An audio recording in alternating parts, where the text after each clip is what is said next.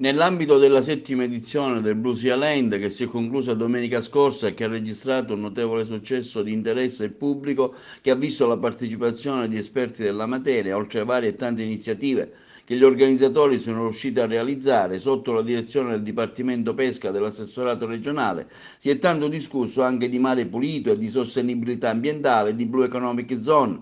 Tra le testimonianze il sindaco di Lampedusa Martello e Franco Andaloro, direttore del centro interdipartimentale siciliano ed esperto del settore. Sono intervenuto per dire quali sono le ragioni che mi hanno spinto ad adottare un'ordinanza sulla vendita della plastica monouso.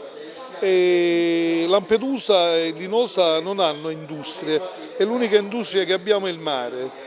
Il mare va bene sia per il turismo sia per la pesca. Se noi non siamo nelle condizioni di proteggere l'unica industria che abbiamo, cercando di salvaguardare gli interessi del mare, e allora significa che abbiamo fallito nel nostro intento.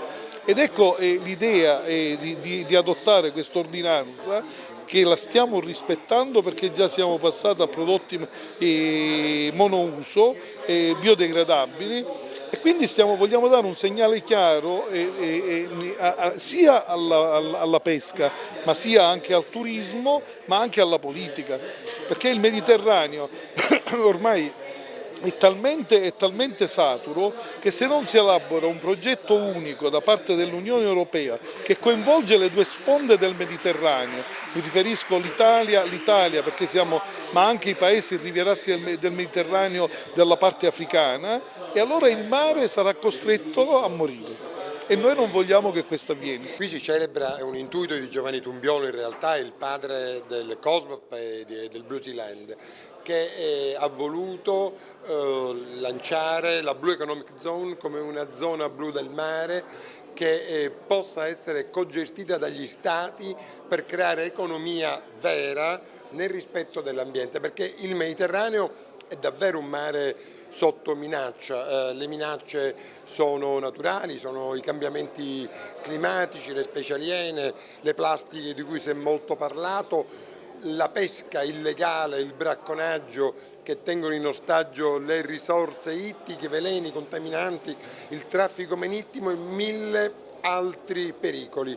Un mare che non appartiene a nessuno, come oggi una grande parte del Mediterraneo, le acque internazionali, è un mare che non può difendersi. È giusto che gli Stati sviluppino politiche condivise per poter riuscire a proteggere questo mare e farne opportunità di ricchezza.